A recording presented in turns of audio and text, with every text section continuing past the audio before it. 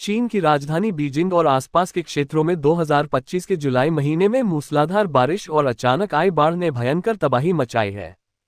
सरकारी मीडिया और समाचार एजेंसियों के अनुसार इस प्राकृतिक आपदा ने अब तक कम से कम 34 लोगों की जान ले ली है, जबकि हजारों लोग प्रभावित हुए हैं। बीजिंग के मियुन और यानछिंग जिले सबसे अधिक प्रभावित क्षेत्रों में शामिल हैं, जहां सड़कें नदियों में तब्दील हो गईं और गाड़ियां, पेड़ और बिजली के खंभे पानी के तेज बहाव में बह गए। इन भयावह दृश्यों ने न केवल स्थानीय निवासियों बल्कि पूरी दुनिया का ध्यान खींचा है। बाढ़ का कहर, मियुन और यानछिंग में सबसे ज्यादा नुकसान। बीजिंग के मियुन जिले में 28 और यानछिंग में 2 लोगों की मौत की पुष्टि हुई है। मियुन में 1959 में बना एक जलाशय अपने उच्चतम जल स्तर पर पहुंच गया, जिसके कारण अधिकारियों को पानी छोड़ना पड़ा।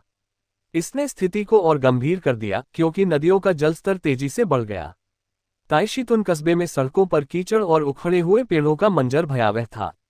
स्थानीय निवासी लियू ने बताया कि उन्होंने अपनी आंखों के सामने गाड़ियों को बाढ़ के पानी में बहते देखा। बीजिंग प्रशासन ने सोमवार रात को शीर्ष स्तर की आपातकालीन चेतावनी जारी की, जिसके तहत स्कूल, निर्माण कार्य और अन्य गतिविधियां रोक दी गईं।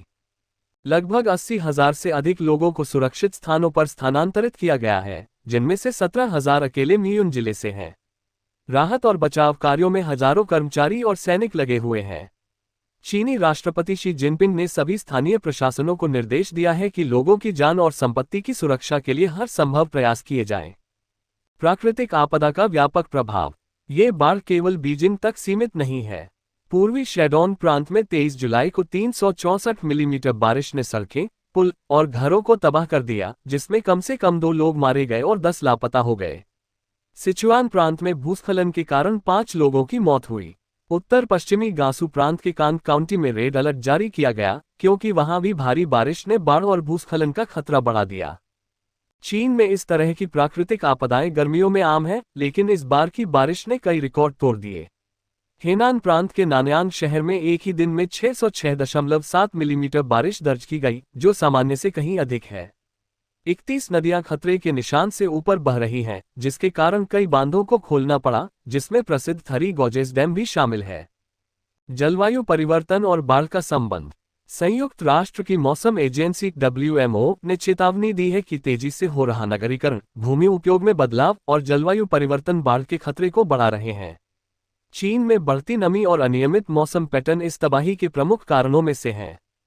राहत और बचाव कार्य। चीन सरकार ने आपात स्थिति घोषित कर राहत कार्यों को तेज कर दिया है। सैन्य हेलीकॉप्टर और NDRF टीमें प्रभावित क्षेत्रों में लोगों को बचाने में जुटी हैं।